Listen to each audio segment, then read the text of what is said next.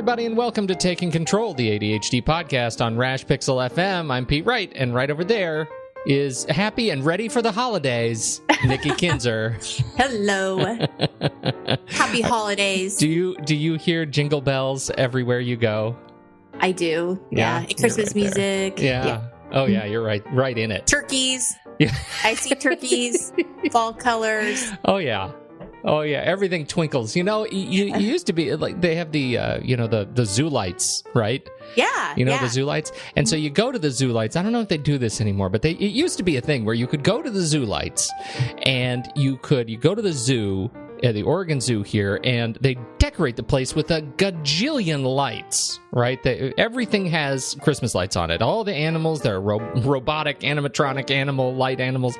It's really crazy. And they have these, you can buy 3D glasses, right? And those glasses, when you put them on, it makes the lights like twinkle 3D at you. Wow. So I imagine if you were running through zoo lights with these glasses, it would feel like you're running through like a star field because they're so twinkly. But that's what I start to feel like. Everywhere I go, it's like Twinkles. The holidays are twinkling around me. I don't even need the glasses anymore. I'm just in it. You're just in it. Yeah. Yeah. I like that. I like that word. Twinkle. Yeah, you're twinkling. As promised last week, we are going to be talking about some gifts that you can get for people who are struggling with ADHD, or you can tell them to get for you. And mostly we're talking about concepts here, but I've got some recommendations that I'm pretty excited about. And mostly I've just built my gift list. That's how I went into this. This is what I want from everybody. That's awesome. Yes. But before we do that, head over to takecontroladhd.com, get to know us a little bit better, listen to the show right there on the website, or subscribe to the mailing list and make sure you get an alert every time a new episode goes out. Connect with us on Twitter or Facebook at Take Control ADHD and call us 503-664-4ADD. We'd love to hear your voice and get it on the show. All right. So are you all done with your shopping? Oh, gosh, no. Am I going to be helping you at all? Yes, you're going to be helping me a great deal. Oh, good. I'm very excited about that. Yeah. Well, and I also just wanted to add, because I don't know what you're going to say. So just going to throw that out there. Yeah, it's going to be a big surprise. But I just wanted to add that on the blog this week, I put together some ideas that are creative gifts that are not a lot of money, that they don't cost very much.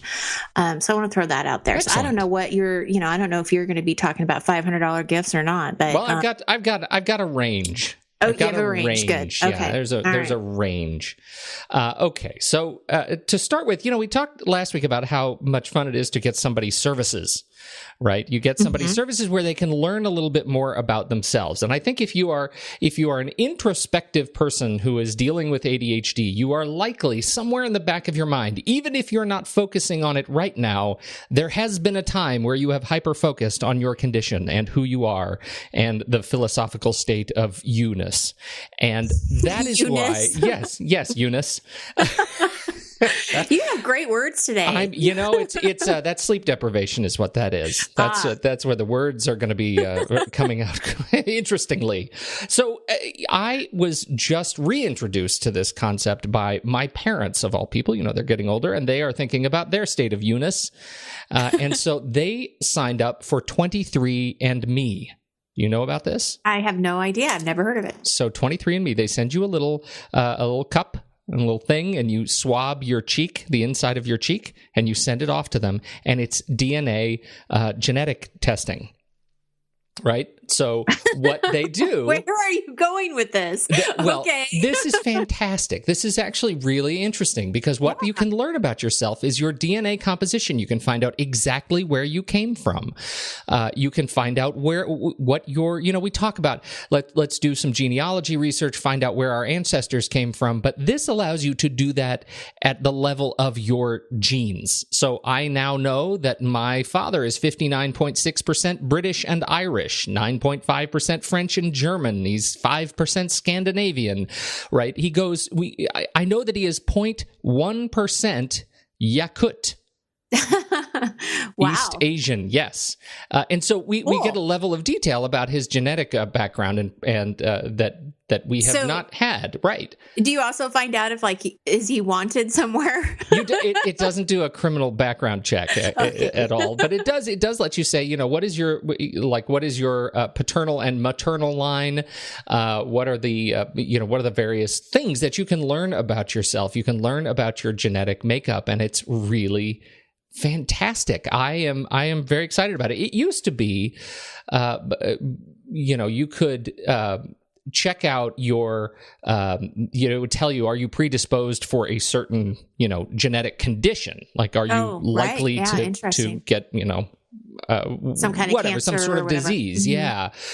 And they don't do that. I think the FDA got involved and said, you can't just give people that stuff, because that's going to make people crazy. Right, if you start giving them that stuff. But it does give you some really interesting things, and you can attach it to a physician and have this data become part of your medical profile, and then a physician can tell you, hey, we need to talk about your health because these are some leading indicators that you may be interested to know about yourself. I'm very excited about this, and I think now that I know they don't just drop a bomb on you and say you are predisposed to this horrible thing, mm-hmm. because that would drive me. That's too much meanness. Right. Too much meanness. And Eunice. And Eunice and meanness. Yes. And so I need services to be a little bit more gentle with me. Well, in this case, I think it's really good. You can get your raw genetic data. You can download your raw genetic data if you want to see all your genes.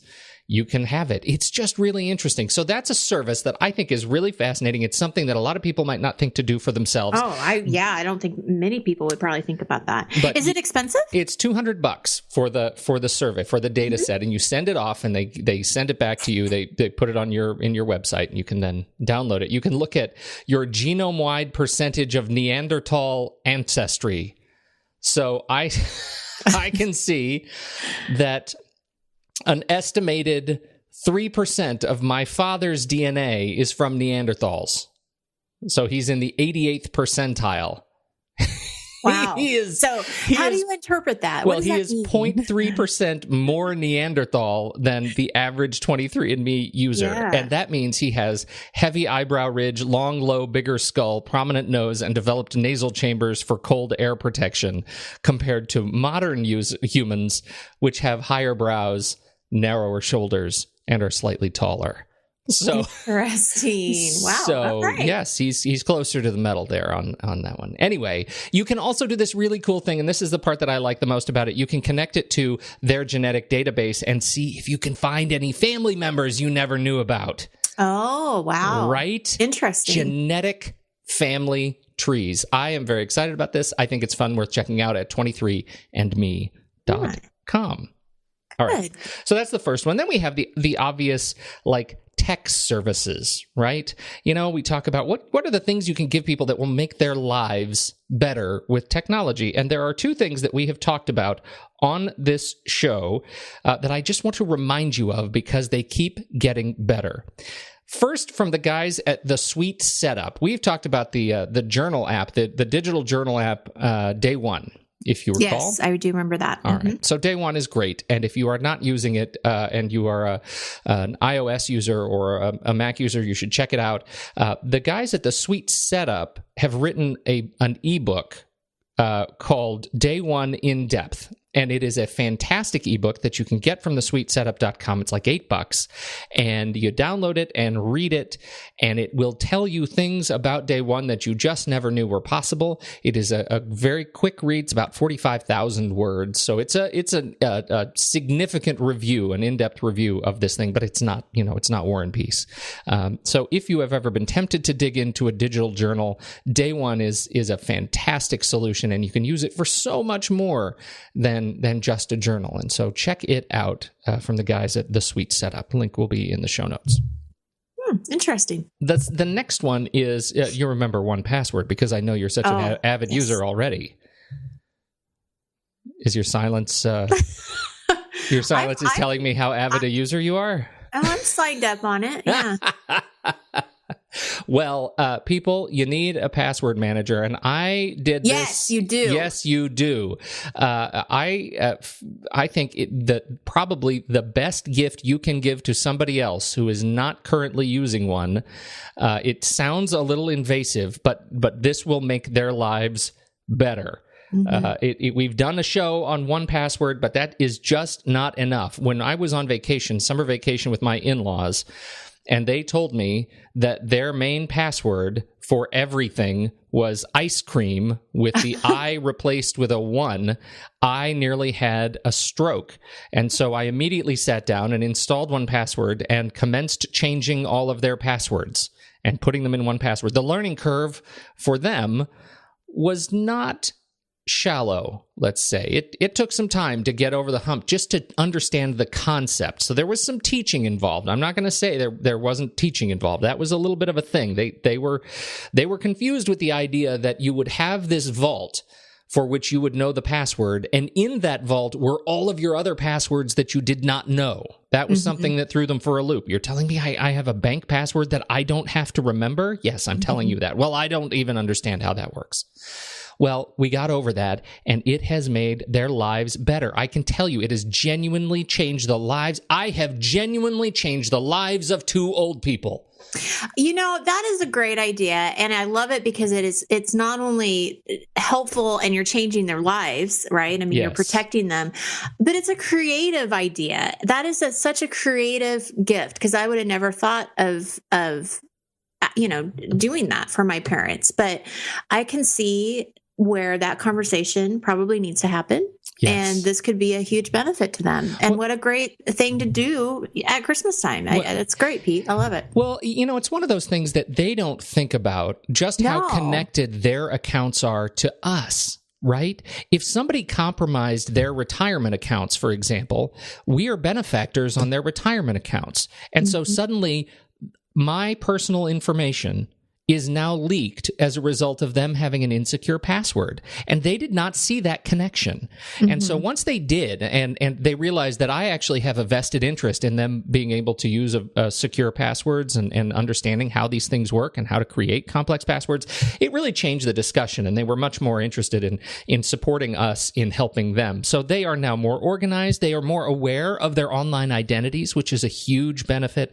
And they're genuinely less stressed than they have ever been, because remembering passwords for credit cards and all this stuff, it made them batty. That's why they had they already had 1Password. It was just an unconscionably terrible password. Right. Yeah, so, that's great. Yeah. Love that. So 1Password, think about that. They have a new feature inside 1Password that was just released. It makes it very easy to have multiple vaults. All your passwords are stored in a single vault. And now you can have multiple vaults, and some vaults you can share with other people. So, you have a partner and you guys have shared accounts. You can share a vault with somebody else, so you both have passwords that are constantly updated and up to date. So it makes it super easy. In my case, I happen to have a lot of client passwords for services for other businesses. So I have a separate vault that allows me to keep all of my clients' passwords secure and safe and separate from my personal passwords. Very, very useful tool. So check out 1Password. But if 1Password isn't your jam, check out LastPass. It also works for Mac, Windows, and mobile devices. So those are 2 great options. All right. One more service, and it's one that's kind of new to me, but is not new to a lot of people. It's called Trello. Have you ever heard of Trello? No.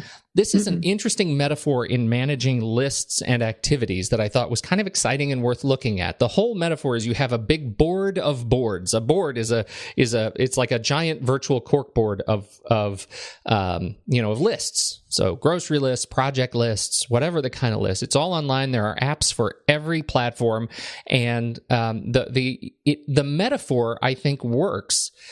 Because it is about as tactile an experience. I'm saying tactile in quotes, but it's as tactile an experience as I have seen for managing the work that you need to do, for like dragging boards around and entering and being able to see the whole of the work that you have to do. And that I think works pretty well for the ADHD brain. It's one of those things that I think really helps you be organized, but take an active role in that organization. It feels like you're moving things around. For some reason, it really connects with my brain. The basic Trello is free, but you can give a gold membership. It's $5 a month or $45 a year for the ADHD friend or family member, and it's worth checking out. So check out Trello in terms of managing work. It also works with teams, so you can set up an account for a family, and everybody can be on the same board, and it ends up being kind of a nice alternative to the whiteboard. Nice. Yeah. Okay. Let's see. This now for the fidgeters. Oh, my goodness. What do you got? The fidgeters. I've got two. The first one I need you to look at. So I want you to go to Balio, BALIYO.com. BALIOYO.com. Yeah. Okay. Go ahead. I'll wait. I'm sure all of our listeners will too. I hope they are all going to balio.com. Okay, I'm here. Okay, so if you are struggling with ADHD, you know the urge to fidget is strong within you. And this is a pen that was designed to fidget.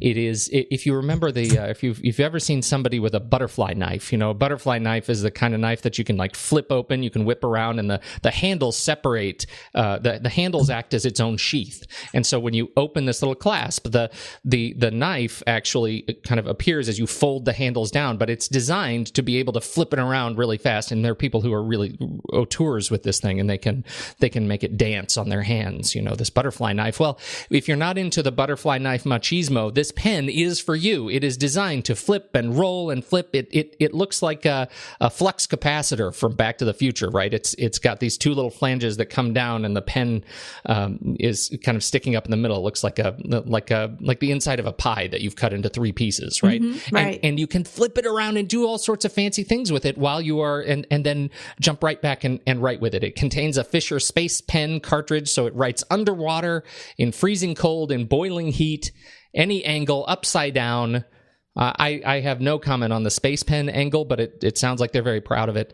And it doesn't look loud. I mean, It doesn't look like it would be disrupting, other people or, That's right. Not like if you're all. in class, or if you're in a meeting and you're playing with your pen. I mean, it doesn't look like it would be, too crazy. Exactly. But if you look at the details, you shop Balio, you can look at the details and see how it folds up on itself. It really looks just like a butterfly knife. So it does. You can open up the sheath of the pen, and the pen is where the blade would be. It is great. It's $35, but it looks like it would make a great stocking stuffer for those who kind of need to carry around pens. What a fun thing. And they have all sorts of videos on there I see that. Show, Double they show flip, people, the drop. Yeah, exactly. To teach you how to do some of these fun tricks with pens. Cool. So I thought that was a great one. So I'm a big fan. I put this on my gift list. Let's see. The next one, this one also comes for fidgeters. If you haven't played with this, and I ran into this, I think a friend's kid has one of these things. It's a Hoberman sphere. The Hoberman sphere it's one of those little balls that when you pull it apart and it extends to like 3,000 times its size, right? It's that special structure. And they have all kinds of different sizes of these Hoberman spheres. For kids, you can get them that they're about the size of a softball, and they expand to the size where kids can get inside them. Right, yeah. But they also have them for like desktop size Hoberman spheres. For the fidgeters, if you just need something to do with your hands, you can pick up these a Hoberman sphere and give it as a stocking stuffer to, your partner who works in an office, or a college student, son or daughter, or anything to keep your hands busy while you need your brain to be focused on something else. I think it is a great alternative. I like it. And my next one is, I think it's more targeted for teens. I have a dear friend who has a son that needs something to do with his hands. Very creative, very creative. And so they just moved into a new house. And in his bedroom, there's like the closet has kind of a walk-in like entryway. And they have adopted in his closet a policy where he and his friends can graffiti on the walls in any way they want. They can color and draw markers, Sharpies, whatever they want. That space is their creative palette to do whatever they want. And they've gone to town. There's stuff that's, it's teen boys. They do stuff that's, probably not, it's not fit for guests, but it's still, it satisfies a need for them when they just need to get this creative outlet. And so I started looking around for like graffiti tools. And there was a really fun one called Butt Officer from Uncommon Goods. But it's just a book of, here's a book of like, here's a picture of a blank subway train with, colored markers, and you can graffiti in this book with these colored markers, which didn't really fit my need of like just coloring in a book, because it may be enough, right? It may be enough for you to keep your mind busy and be that creative outlet, but I wanted a wall, right? And so I started thinking about, why don't you just get a canister of the Idea paint? Are you familiar with the Idea paint? No. Well, it's just like painting a whiteboard on your wall. So pick a small space, right? And paint your wall with dry erase in your house. Okay. All right. Yeah. I think I know what you're talking about. Mm-hmm. Right? And so you can pick it up at ideapaint.com, and they have all sorts of great products and some magnetic paints, and you can literally get a kit that will allow you to paint a small space in your house. It's not a huge space. The paint is not terribly cheap. For 50 square feet, it's $255. For this particular Idea paint, but it comes with everything you need. It comes with the roller, it comes with all the little tools and the chemicals you need to make it work. And once you're done, you have a whole wall that you can go to town on. You can graffiti all you want and then wipe it off at the end of the day. So you see this in a lot of the startups. This is a very startup-y thing to do, is to paint a giant wall with Idea paint and let everybody go to town on it. I think you should bring it into your house. I think this is a great way to add a creative and fun outlet to a wall in your house. Well, very creative. And can you imagine the child or the teenager getting this? Oh my gosh. Yeah. They'll be so excited and surprised that mom and dad are letting them do that. Yes. So yeah, that's great. Yeah, I think it's super fun. It's a good idea. I think the last one I want to mention is, there are two more. One of the things that I struggle with often is bags. Do you struggle with bags? Well, what do you mean? What do you mean by struggle?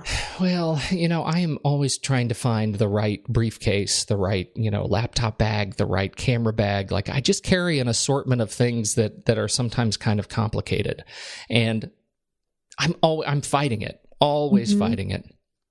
And I think it's because I'm just never happy knowing that the things that are on my shoulder or on my back are in easy reach, that I'll remember where they are when I most need them, that I actually have what I need when I need it when I'm out on the road. That is a real problem. Even if I've satisfied that need, that I know what I need, and for everything there is a place, and every place there's a purpose in my home, I leave my home a lot with stuff that I'm going to need to work on a job of that day. Right. And so I struggle with having the right bag to do the job. And so, I'm recommending a bag that really fits my need. And this one, actually, I've already ordered for Christmas. It was a Kickstarter bag from a company called Peak Design. It's called the Everyday Messenger Bag. And it is a bag that, for me, I think fits the sort of complicated requirements of my shoulder carry, which is, it has to be able to take my 15-inch laptop. It has to be able to take an assortment of cables. It has to be able to take my camera and one or two lenses. And those are requirements that many people don't have.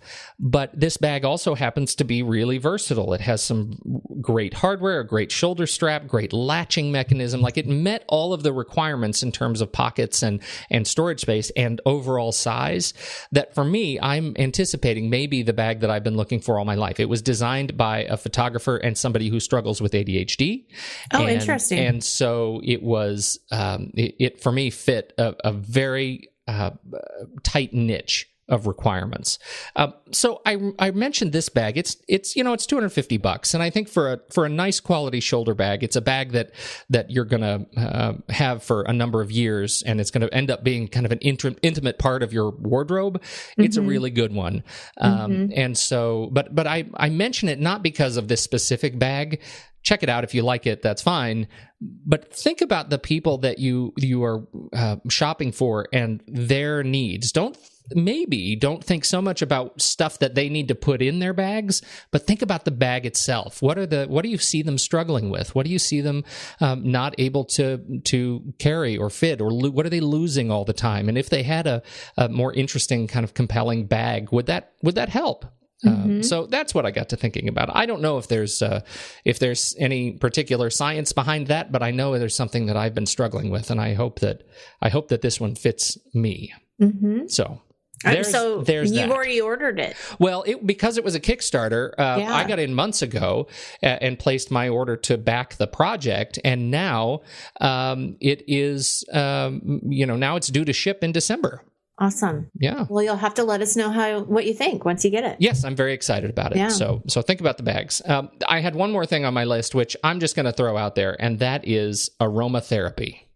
Oh, yes. Yeah. I mean, and you maybe can talk more about this, the power of aroma in a therapeutic sense, that, taking an aromatherapy like a bath with bath salts that serve a particular purpose, that is really good.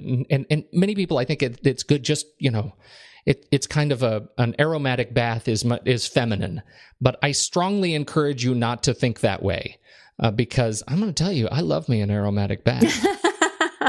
I'm not afraid to say it. That's awesome. Yeah. And you should not be. No, that's great.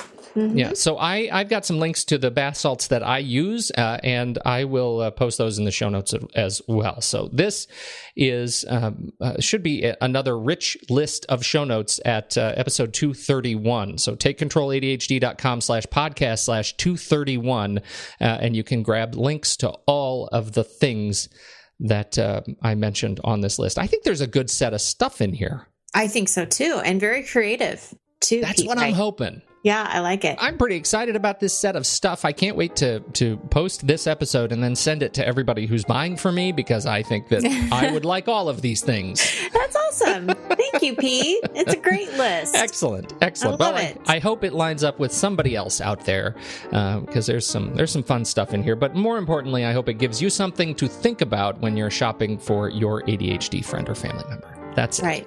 That's it. Great. Thank you, everybody, for downloading and listening to this episode and all of the episodes of the ADHD podcast. We so appreciate your kind words and comments and emails and your recommendations on iTunes. That's still out there, believe it or not. So on behalf of Nikki Kinzer, I'm Pete Wright, and we'll catch you next week on Taking Control, the ADHD podcast.